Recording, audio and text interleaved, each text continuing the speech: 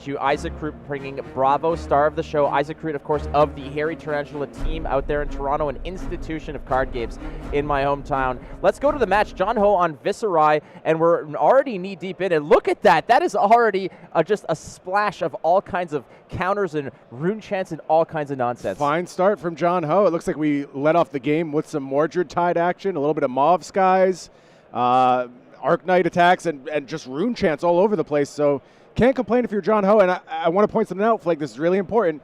Viserai, of course, falling off the map because of the ban of Scaletta, but we see in the chest slot there, John Ho going with Faendal Spring Tunic. Now, that's been a point of contention. There's some people who like either Iron Weave. I've seen other options float around for that chest spot, but ultimately, John Ho, the only Viserai player finding success today, rolling with Tunic. Well, Tunic, one of the most iconic cards in the set, right? It's such a jack of all trades when it comes to all of the way that you can just generate mana. If you have an issue where you do not know what to wear, Tunic is that solution. In this case, losing something so integral to the strategy of Viserai, just slotting in Tunic is possibly just the first thing that you might revert to, but it's also probably the correct one that you can revert to. In this case, just starting to get that free resource point every 3 turns is not a bad thing. Classics are the classics for a reason. Faendal Spring Tunic does so much heavy lifting.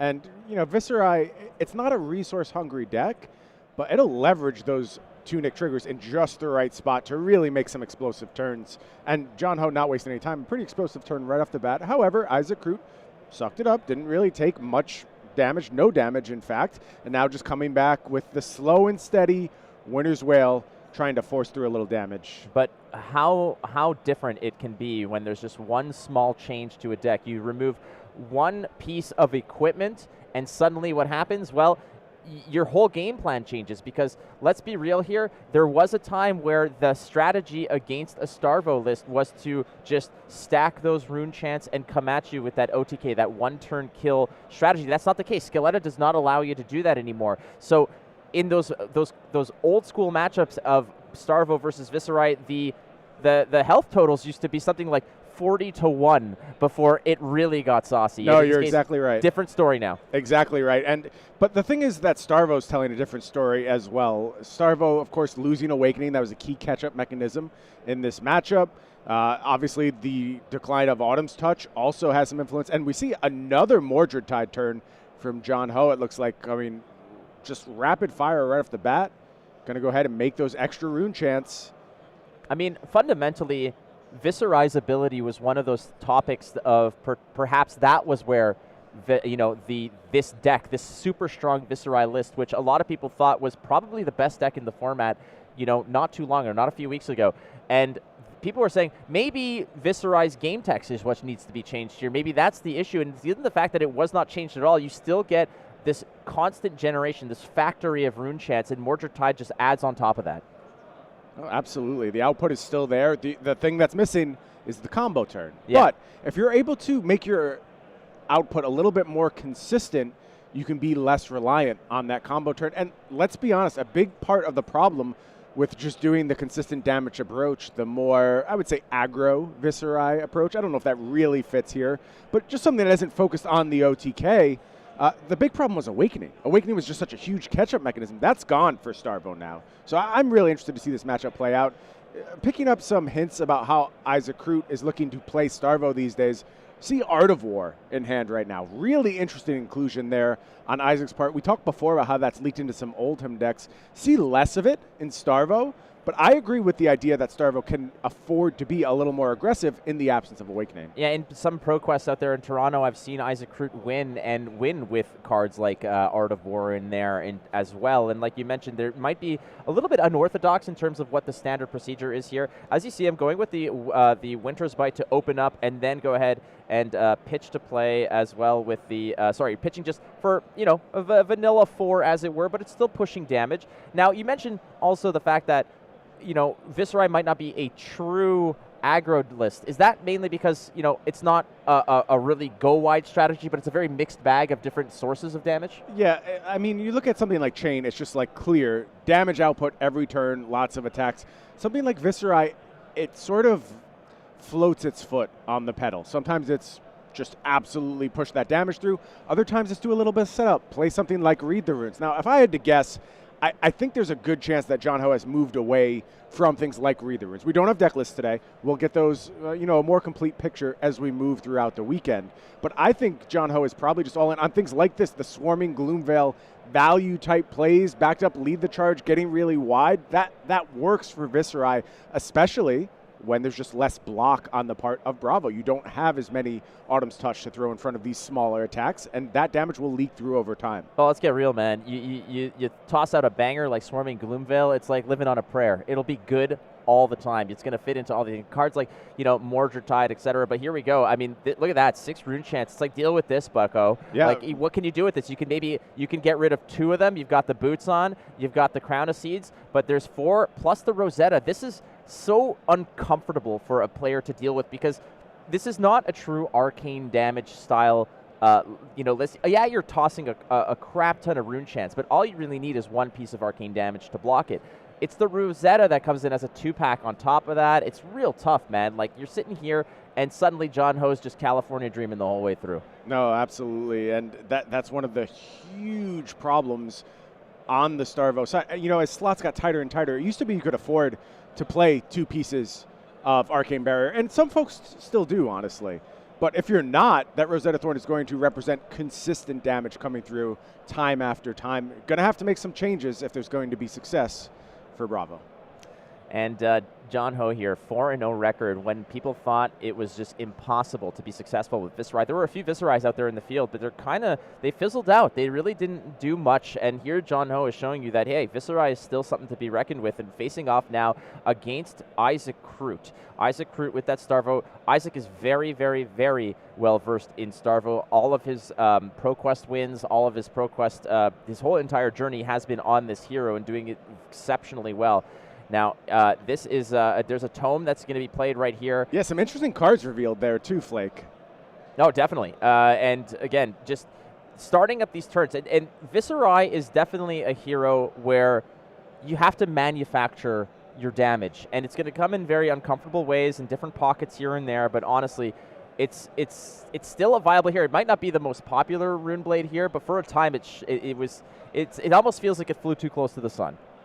Yeah, so the cards revealed there, Runeblood Incantation and Unmovable. So a little bit of a defensive slant. John playing at least 1 D-React, being able to account for those big Bravo turns. And we mentioned, didn't think there would be Read the Runes, but something like Incantation is a little different, right? Like, it's just a steady drip of damage, and that fits more in line with what John is trying to do in my eyes. It's not about that big burst turn. It's about just rune chant, rune chant, rune chant, rune chant over and over, taxing your resources, making you answer this diverse suite of damage. All right, so here is a Drawn to the Dark Dimension. It's a low to the ground attack, 1, which, you're like, all right, I'm not really too worried about that. Again, slow drip, slow burn here. But, it costs significantly less. You draw a card on top of that as well. There's no real go again or anything of that, but again, just refilling the hand, continuously having some sort of, refill mechanic, allowing you to really stretch out what you're trying to do here. And again, Runeblade Incantation, another one that, like you mentioned, how do you really interact with that? It's just there to do work. You pay for it, and it's one of those safe little havens of damage that you can generate over time. Isaak here, there's the Art of War turn. We're going to see how he wants to, respond in this turn at all. And we've already seen 1 Crippling Crush used to block, and now this one's banished to go ahead and draw. Is this a situation perhaps, is Isaak on kind of like a control fatigue sort of strategy here? I don't think it's pure fatigue. I just think he's picking his spots, finding where it makes sense to go ahead and push that damage through. We haven't seen a lot of fusion thus far, and that's really where Bravo's bread is buttered. That's where you want to start pushing through that damage. So Art of War here, banishing that Crippling Crush, I think it's fine even where it's not doing a huge offensive output. It being on defensive duty doesn't necessarily signal anything to me hard. It's just a leaning towards this moment. This is how I want to use my Art of War. And I think that's what we're seeing with Isaac's approach. It's going to be more mid-range. Just float back and forth, play the role that's handed to him based on the way his opponent is playing, the cards presented to him, and a myriad other factors. Yeah, he's looking to just keep a nice hand here, boost up some of that defensive value. The Icing counter really only blocking for, 2, so it's not that big of a deal. But again, Rosetta, two, and then 2 instances of 1. There's a lot of counting to be had here. Again, Rune Blood Incantation is going to start ticking down and creating some of those rune chants. Isaak just wants to keep a healthy hand here, so he has something to come back with. And you know what? If you can pay for it with your tunic and keep going with it that way, that's not a bad plan. As we see that Art of War can be played as a defensive mechanic as well. It's a tactic that you can use to keep a healthy hand and to basically punch above your weight from a defensive perspective. One of the most versatile cards in all of Flesh and Blood. You know, we're used to seeing it banish some cards, fuel big offensive turns, particularly out of chain. We've seen it do some damage in Lexi today, but in this scenario, really functioning to bolster those 2 defense cards that Bravo had to pick up as a result of the Autumn's Touch ban. So interesting adaptation here from Isaak Krut. Can I just say it's really cool to see you, buddy? It's been a while, man. We're here at the Pro Tour. It's you awesome. As well, Flake. I couldn't think of any other way I'd rather spend my Friday. Maybe watching the Pro Tour. I kind of wanted to make like that. Playing in it, yeah. Yeah, one of those like suffering from success memes where like I can't call into work to watch the Pro Tour because I have to go to work and broadcast the Pro Tour. It's a tough life, Brian. Yeah, I know. Tough life. Somehow I'll manage. All right, so a Frostbite is going to be generated again. That Winter's Wail does in fact connect. It's all even Steven here. As until there's the 4 damage that gets busted through. 28 to Viserai's 32. Maybe that was the wrong way in terms of the health total that was missed there. Perhaps nonetheless, we're going to continue onward here, pushing forward.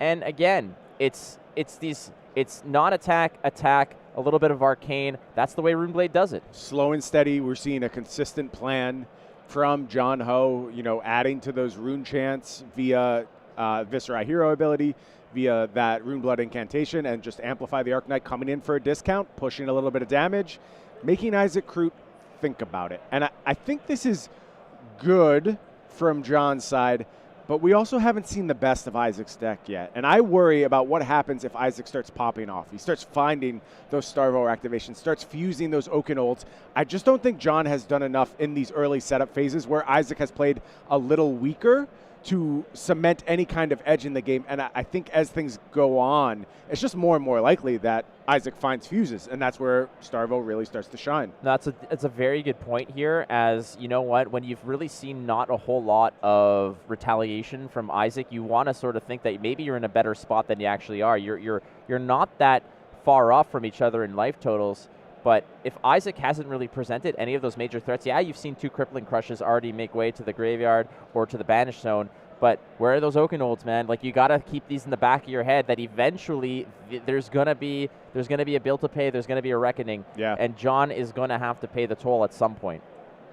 So as it stands right now, both players, again, 28 apiece, and you know what, like, this whole matchup, this Starvo versus Viserai, is basically the snapshot post-Everfest. This is what the meta has looked like. The ban and restricted, there's a fusion by Isaak. So finally we're going to get to see a little bit of that nastiness. He's going to show that's a red evergreen, if I'm not mistaken. Yeah, and it just lined up so well here, Flake. It is the red evergreen, like you said, and that's going to immediately get the benefit of the Starvo. But there's a blue ice behind that in the form of Icy Encounter, and that means, you know, that Winter's Wail is going to do its work as well. And this is where things start to get troubling for John. Now, a very important aspect to consider here as well, Brian, is are you pitching that ice to swing hammer and foregoing an arsenal? Or is the arsenal important to you, something that you can cycle with your Crown of Seeds as well? A lot of that is going to depend on what John does here, how many resources you see John hold back. If John just soaks a ton of damage here, you got to be a little afraid, right? In those scenarios, you really want to have your Crown ready to go. But, you know, we're seeing like a half committal here, a Swarming Gloomveil block. It sort of indicates to me that maybe shields are down a little bit and it's safe to go ahead and push that Winter's Wail. Also, you have to account for a Frostbite with a smaller hand size. That's more troubling. We're coming up on the Tunic turn right now, so there's a lot of factors that Isaac's going to have to weigh here before he decides whether he wants to swing that Winter's Wail or go ahead and Arsenal like you suggested, Flake. Yeah, basically it's Gold Squadron 1 all over again. You got Lando at the helm of the Falcon waiting for Han to blow the shield generator and go full all systems go and make that attack on the Death Star, the second Death Star. There's your Star Wars reference. Uta Guta. I got it. Flake. Uta Guta indeed. So there we go. So he's going to soak that. And again, Isaak is opting in this case, again, patience. And as you know, Isaak Krut is just very stoic, very statuesque. He doesn't really show emotion, very calculated. He is an absolute surgeon in this game. And I think that there was really, in his mind, it was just a matter of if John does this, I do this. If John does this, I do this. And there's no hesitation, no thinking about it. And that just comes from repetition, comes from experience, and comes from just pure skill and prowess at the game. Yeah, you want to talk about repetition and experience. I want to mention something. As we mentioned, Isaak Krut from your homeland, Great White North up in Canada. One of the things that Isaak Krut routinely had to go through to do well in this past ProQuest season, Matthew Dilks, incredible card game player, also fiercely committed to Viserai for the entire ProQuest season. I promise you they squared off several times, and Isaak Krut knows what happens in this matchup, has some comfort here. No, and you know what? Losing to either of those players there's nothing wrong with that, because that is an honor in itself. They're world class on either side. So there's a Shrill of Skullform Red upon the creation of an aura, which would be one of those rune chants. Very easy to do as Viserai gets a little bit of a bonus there. So Isaak at 22. It's again 22 apiece, which is not typically what we would have seen on that OTK strategy. But hey, why don't we just go ahead here, come in with a nice round 9 of a Spinal Crush. That is a tough one, especially given the crush effect on this card. Yeah, and Spinal Crush has a way of eating a Rune Blade's whole turn. It is problematic. At least you have to throw some of your resources in front of it. And look, John's doing okay on resources. We still have Grasp ready to go. Skullcap hasn't done any blocking yet, although, life totals are even now, so it's not supercharged at this moment. It is going to get 2 cards out of hand from John. And like we said, both of these decks really sort of floating to the middle. They're just trading blows back and forth. Neither is really solidifying the defensive or offensive role. They're both content to just throw barbs at each other. All right, so the 3 damage taken, it looks like it was taken to Isaak Krut's side, but that should be 19 on John Ho, if I'm not mistaken. But it's all good. We're paying attention here. We got this. Is another 6 attack with a Rune Chant Chaser coming through. Again, the beauty of being able to jam a card and the second Rune Blade card that you play from Viserai, creating that Rune Chant. Again, a nice little extra sort of slap in the face at the end of this attack here. Shrill Skullform coming in for 6, which it's a 2-card block, frankly, if it makes you that uncomfortable. Yeah, Shrill, another tremendous ad from Everfest. I mean, this day has been so defined by Everfest. Again, looking past Starvo, which obviously has completely reshaped the meta, but every deck has picked up so much from Everfest. It changed the way all of the heroes in Flesh and Blood play. All right, there's the Starvo Fuse.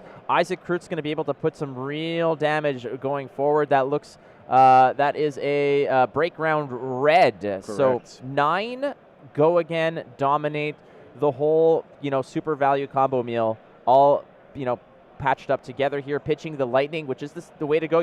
You show the whole thing, you pitch the lightning, then you come through with the hammer. I believe Isaak was playing with 4 cards, so that's a pretty nifty attack, but that's going to get stuffed real hard here by an unmovable. Now, there was no on-hit effect here, but now at this point, at this juncture, you're past the halfway mark of your life totals. Now it's just about soaking up and making sure that you're not getting too low in your health totals. Yeah, good news for Isaak here, not having to choose between coming in with hammer or arsenal and getting to do it all here. So 13 damage represented across the turn. John did a great job of soaking it up. Just had the defense reaction for the fuse turn, double blocked on that hammer, but didn't do anything on the next turn. And John just going to go ahead, move to the end of turn, giving Isaak the option to go ahead and activate that Crown of Siege should he want to. And this is a vulnerable position to be in as the Viserai player, because now you're letting Isaak dictate the terms. Gets to shape hand should he want to, and just kind of search for that Starvo activation, which at this point can be absolutely game-ending. All right, so there's another pitch. Again, just not relenting Isaak Krut here. It's usually the way that Starvo wants to play. Once you get that fuse turn, you buy some cards out of your hand. The best thing you could see is another fuse turn. In this case, dropping in with the flash, what does that mean? Well, your next attack that costs 2 or greater is going to have go again. Why not come in with a nice fat 7 Evergreen? Again, those awkward numbers pushing damage towards John Ho, which will then follow up with another attack. And I'm guessing that Isaac's got another blue in there that he could toss away. And either, there's 2 options here. If you got a nice, you can go with a hammer, preserve one of those arsenals. I think that's a play, obviously. But late game, when you're in those single digits, those flash into go again plays oftentimes turn into pitch into another 7. Make it real difficult where if your opponent decides to tank it, then the next fuse could be lethal. So I think it's, again, game plan here for Isaak is just ride the momentum. Yeah, and it looks like John is just going to soak that up. As we mentioned, life totals are inverted, we believe. So I think it's John at 11, Isaak at 19. So this hammer even more threatening to John's life total as it creeps lower. But John choosing to soak some damage here. It says, I need to make a stand. I can't just sit here and play defense forever. That's not a game I can ultimately win against Starvo. I need to go ahead and stake a claim to this game and figure out a way to get back into things. And this is going to be a huge turn from John. Let's see what the output is. And you see why he made that decision. Mordred Tide going to be the lead into become the Arc Knight. So a lot of options going to be available here. Yeah, this is going to be the big turn. And I think that you found the right juncture and the right scenario if you're John Ho. It's like no on hit from the Evergreen, no problem. And that was basically a warm hammer. So there's no penalty from a Frostbite. So if I'm going to tank damage, now's the time. And I've got the right recipe in my hand. We've got to go forth. And that's exactly what's happening here as Mordred Tide is played again. Mordred Tide means is basically saying that every time you create a rune chant, you create one more than the number you should create. Now, Viserai's game text will say every additional rune chant card or rune blade card that you play will create one. So you're creating 2 off the top of everything. This could be one of those big stack cards that potentially can result in significant damage. Isaak has to really, think here. If you're Isaak, you're on 19, and if you're holding, that fuse turn, that big kill shot, this could get ugly. This could be a situation where Isaak just takes it right back. John tanked a lot of damage. John tanked, I believe it was 13 damage, and now we're coming right back. Isaak might do the same. Yeah, so it looks like John's looking to go get a Swarming Gloom Veil with this Become the Arc Knight. Appears there's a bit of a judge question here, which we will get sorted out. It's all good. I mean, you want to make sure both players want to be absolutely positively certain that they are aware of all the little minutia of what's going on in this game. Again, Isaak Krut at 4-1, John Ho at 4-0-1. These are 2 players that are very much aware that one little mistake can be punished and absolutely just driven home for a loss or a victory. So both players want to make sure that, let's ask the judge if we're not sure of how something interacts. It's the responsible way to do it. Just make sure that the game is played the way it should be played. So ultimately, though, if you're Isaak Krut, what are you thinking? You see a Mordred Tide. First of all, the first flare that's fired off into the air, the first warning sign, you just ate a lot of damage. And then next thing is Mordred Tide. You got to be a little bit worried here for Isaak. So here's the thing. I love all conversations that start with that. If you go back a couple months ago, I'm real scared right now. There's a lot of things Viserai can do from this scenario where they can just blow me up, take me out of the game. I'm not as scared at this moment, especially when you go see the card that's gotten is Swarming Gloom Veil.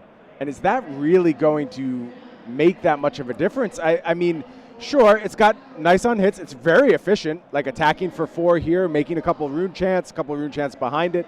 All that stuff is good. It's nice. It's a card that will matter. Is it a one-turn kill like we used to see from Viserai? Is it just massive rune chant output like, say, something a Dread Triptych could do? No, not really. And I think if you're Isaak, if you have the means to fire back, you can soak some or all of this. It's just about what you want to do on your next turn. And in terms of the amount of actual rune chants and auras that were created, you're getting 2 from the Become the Arc Knight. You're getting another 2 from the Swarming Gloomville. So I think there's an issue here, Flake, and I have a feeling this might have been what the judge call was about.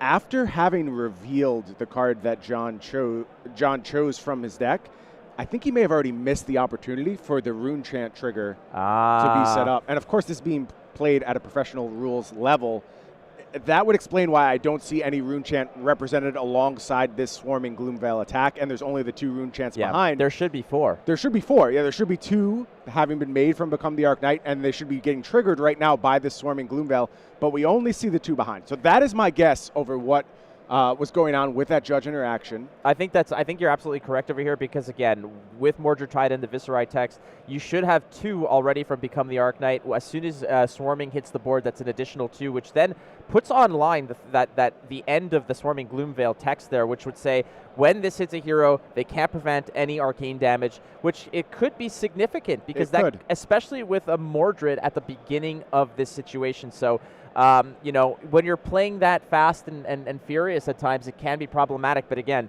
You're under the lights, you're on the camera, these are pros, but even pros can let certain things slide. But now, Swarming Gloomveil, 2 Rune Chants, and then Rosetta Thorn. And Rosetta Thorn, frankly, is really the bread and butter of all Runeblade heroes in this case. Absolutely. This weapon is absurd about how versatile and amazing it is.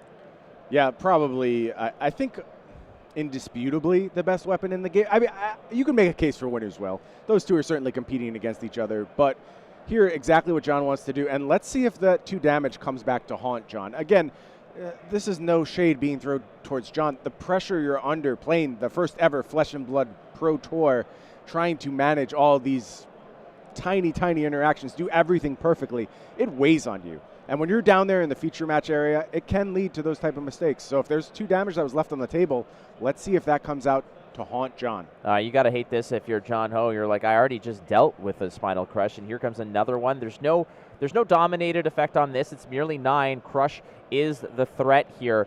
But in this critical... Don't forget those life totals are reverse, Flake. That's lethal. Yeah, no, that is definitely lethal. And, because it is John Ho who's on 7, but blocking here with 2 cards plus the Skull Cap, so getting the full value off the Skull Cap and and blocking, I believe, just enough to prevent the Go Again effect. And even with 2 cards in hand here for John, you can get 2 actions out of this. Sure. It's completely possible. Yeah, and I think that's what John really needs to do right now. There needs to be some pressure. Here's a good way to do it. Rattle Bones, pitching Dread Trip Dark. That's going to let John go ahead and take a look at the graveyard, figure out what he wants to bring back, as it often is. Going to be Swarming Gloomveil here. So little Rune Chant production being done. All right, so again, Rattlebones is going to go ahead and fish out that Swarming Gloomveil. So there's a nice Go Again for free. And keep in mind... setting us up for Thorn at the end of the turn. Yeah, bingo. And imagine that, like just what you're able to do and what you're able to push purely off of 1 pitch card. Not to mention there was already, you have a full Tunic as well. So John Ho not necessarily completely out of this, because Krut now has to be aware of the fact that if he lets too much of this slide, he'll be in a position where he's going to have to play catch up against arcane damage, of which he's going to have to be creative in terms of how he blocks it. Because eventually you come to a juncture where Rosetta Thorn is immensely difficult to keep in check. That pocket of 2 arcane damage will have to be met with not only the boots, but also a very well-timed Crown of Seeds. So there is the damage coming through, again, in so many different packages. One, we had the Swarming Gloomveil for 3. Now you've got a Rune Chant and a Rosetta as a 2 and 2. So Isaak Krut here, who, again, is on 10 life, just so you're aware, is staring down a package of 5 damage as a 2, a pocket of 2 arcane, and the Rune Chant Chaser in this regard. And, I mean, if Isaak has the perfect hand here, is he even considering blocking any of this? I don't think so, because if Isaak has the perfect hand, the game is over. That's just how Starvo works. You find that perfect fuse turn, and you see Starvo move forward. Let's see what Isaac's put together here. There are going to be 3 cards revealed, and I think that last card looks like a big Guardian attack. It is the Oaken Old. The double fusion on that. 11 damage headed John Ho's way. And is there a way for John to survive? Has some options here. There is a Skull Cap. There is Grasp with no counters on it. There's still the Tunic. But are there enough blocks combined with all of that to stay alive? It's certainly taking the rest of the turn. And then you have to live through the Winter's Wail as well. Yeah, don't forget, John Ho is at 5. And that is a dominated Oaken Old. So you're going to have to either... come back. There's an immovable. Unmovable from the arsenal. That's a good way to deal with it. That is a massive way to deal with it. Again, it's not about crush effects in this case. It's any on hit would have been absolutely detrimental and just punishing for John Ho, but he stuffs this Oaken Old.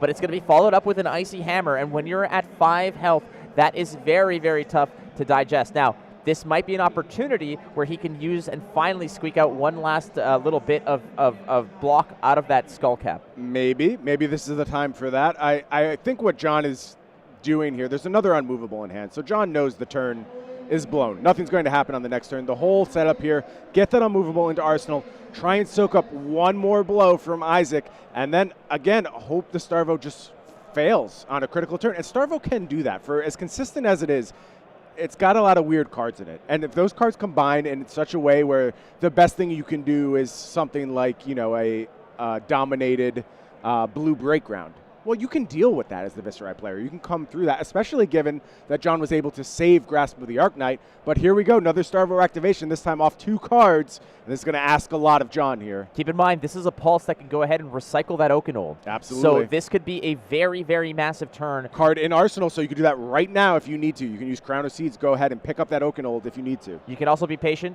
I mean, we know that John Ho is pocketing an Unmovable. That could be a massive, massive help here. We're going to see. And I think that's what Isaak is counting for right now. I think that's why he's picked up the Graveyard. He wants to see how many D-Reacts have been used. Yeah, because this could be a situation where, I mean, Isaak Krut can go ahead and perhaps push through with 2 attacks in this case, or he could possibly just say, all right, if I just make this incredibly uncomfortable by your hand, load up the next turn, and just come at you once again, that could be game as well. So Isaak here. Just going to fire the Crippling Crush. Let's do it. Why not? That's ugly as it is, man. Like, you're at 3 health for John Ho.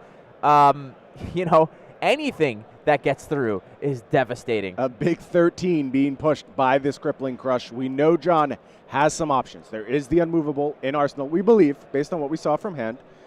There's Grasp ready to go. Tunic still able to block. Skull Cap actually online. Remember, life totals are reversed. John is at 3.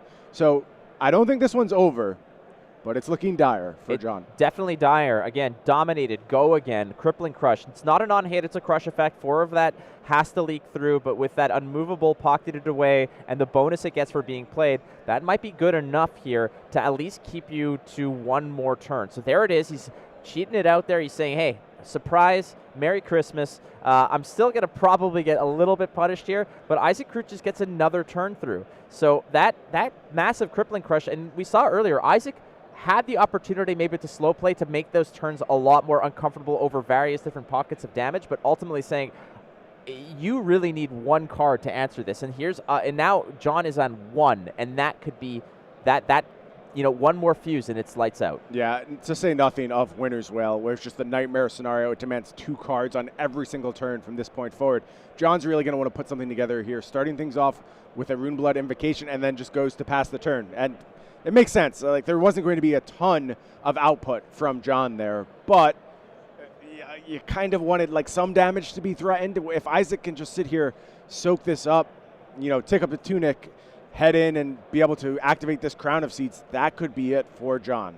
Now to John's, you know, in John's corner here, full Grasp of the Arknight block. You've got 1 more piece of the Skull Cap block as well. Look at this, Flake. You rarely see Crater Fist being activated, but that is going to make an 11 power Spinal Crush. Again, another huge threat to John's life total. No Dominate, but if 1 piece of damage trickles through, and again, like you mentioned, you never see Crater Fist used in this regard. It's always there as possible, kind of gets you over the top, and like a little bit of a bonus in the sense of like it's kind of like a Goliath Gauntlet if you need it, but it's going to cost you a little bit. You want that as a 3 block in general, but in this case, Isaak just needs to peek through with 1. But you've got to deal with 1 block off of the Skull Cap, 1 from the Tunic, 2 from the Grasp. That's 4 block available just on board, and this is not dominated. So John's got to figure out, how do I block 7 from hand the most efficient way possible? He's got 3 cards in hand as you see it.